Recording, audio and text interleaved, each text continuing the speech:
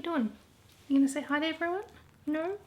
Hi guys, it's Steph here from the Novelty Corner. Welcome back to my channel and welcome to a book haul revisited video. I've had a lot of new subscribers recently, so welcome. And if you're new here, I film one of these bi-monthly where I talk about the books that I purchased or acquired 12 months earlier, and I do it in 2-month batches. This is Benny. You can probably barely see him. He's sitting in my lap. Benny is my parents' dog, and I'm currently dog sitting overnight. Do you want to actually say hello rather than sitting there like I'm cradling you like a baby? So this is Benny. He'll probably just sit here and possibly interrupt the video, but that's okay. Back on track. I film one of these bi-monthly. I talk about the books that I have acquired, hauled, unhauled, and what I still have left to read. And my plan is to reread any of the unread books from 12 months earlier within a 2-month period. There's no rules or penalties if I don't read them. In fact, in December, I had my very first set, thanks. I had my very first set of books that I decided not to continue reading, but I've kept them. I love you too, but kisses right now are not appropriate. And I'm holding on to them for a time when I know that I'll be ready to read them. All right, so let's dive into the books, shall we? In January and February 2020, I acquired 14 new books. Yes, I think it was 14. And I didn't unhaul any unread, so I've either read or have yet to read the books. I did unhaul The Vanishing Deep by Astrid Scholte, which is a Australian young adult science fiction. This is about a girl who lives in a world that is basically living on top of water, so all of the land has sunk or the land has flooded at some point in history, and so everyone lives on sort of these floating cities. And she loses her family and then ends up setting out for this mysterious island where strange things apparently happen to relive her sister's last moments with her. It was a fun and interesting read, but it was not one that I felt compelled to hold on to. I really can't count. It wasn't 14 books for January and February, it was 16. I did read and keep 12 different books. The first 2 are comic bind-ups, so there is Monstress Volume 1 and also Descender Volume 1. This one is Tin Stars. The rest are all books. So there is The 10,000 Doors of January by Alix Harrow, which is like a historical magical realism story that I found really beautiful.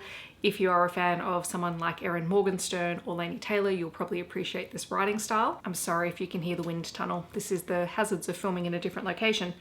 I also have The Girl with the Gold Bikini by Lisa Walker. This is another Australian young adult series. This is contemporary. It's set on the Gold Coast and it's a bit of a mystery.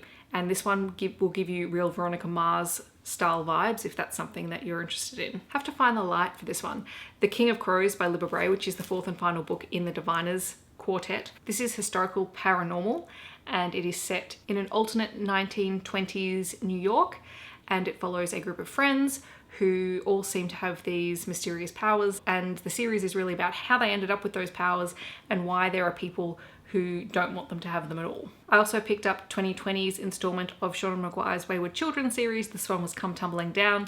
This is the 2nd book in Jack and Jill's stories. So this one probably can't be read as a standalone. You'd probably need to read book 1 and book 2 to read this one. Sorry about the lighting, it just got really dark. I really love Jack and Jill's stories. They're my favorites in the series just because I like the atmosphere of the moors, which is the world where they're from. So if you're unfamiliar with the Wayward Children series, it is a paranormal urban fantasy series with portal doorways where children end up going through to worlds that best suit their personalities, but occasionally they get sent back to Earth and then they struggle to find their doors back to what they consider their true home. Eleanor West has set up a school for all of these children because they struggle to fit back into real life on Earth, and their parents and families don't really know what to do with them.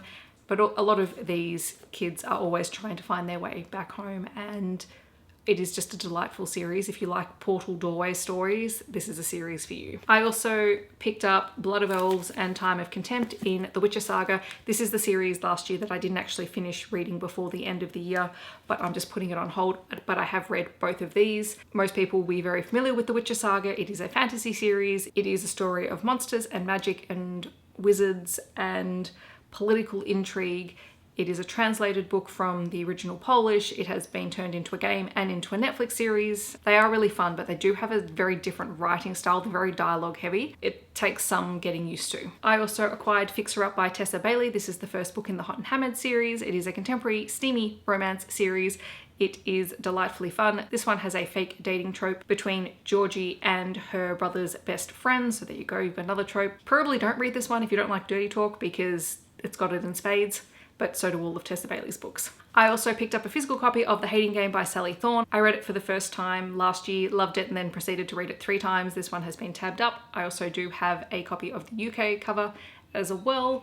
This is a enemies to lovers office romance. It is being turned into a movie. Everyone and their mother has talked about this book non-stop, so I'm not going to talk about it any further. And then the final 2 books that I acquired in January and February that I have read are The Beast of Beswick by Amalie Howard. This one is a Beauty and the Beast historical romance retelling, as well as My Darling Duke by Stacy Reid. Again, another Beauty and the Beast historical romance retelling. These were both delightful and fun and were probably the books that started getting me into historical romance at the start of the year. I'm still very new to it, but I am enjoying it. Which brings me to my last category for today. Normally there is an extra category which is the read and kept at school, because I'm a teacher and I do tend to read a lot of kids' books, so some of those end up in the classroom, but I don't have any of those this month.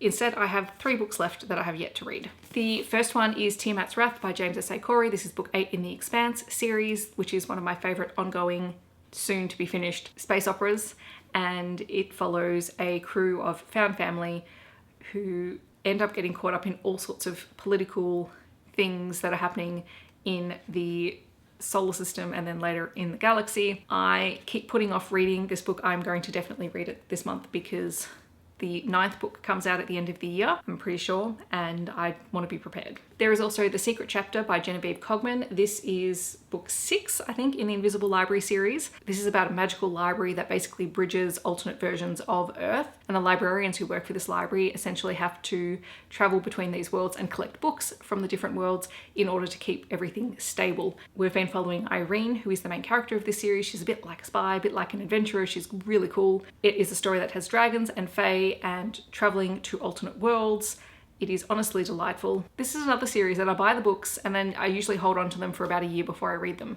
And not because I don't love them, but because I know that I have to wait for the next book to come out. And I do know that the 7th book, I think, has just been released. Well, I think it might have been released overseas. I haven't seen it in stores yet here. I'm eager to read this month. And finally, another science fiction book is 6 Weeks by Mur Lafferty. This was recommended to me by a couple of friends. I don't really know all that much about it, except that it is set in space, and on the back it says, a lone ship, a murdered crew, and a clone who must find her own killer before they strike again. That's actually the first time I've ever read the back of the book. So that definitely sounds intriguing to me. Those are all the books that I acquired in January and February in 2020. I'm really excited to read the final few books that are left on my TBR. In the comments below, let me know if you have read any of these books and what your thoughts are on them, or if you have a preference for which of the 3 remaining books I have left to read that you would like to hear about first. I hope that wherever you are in the world, you are staying safe and healthy, and I'll see you very soon in my next video. Thanks so much for watching. Bye everyone.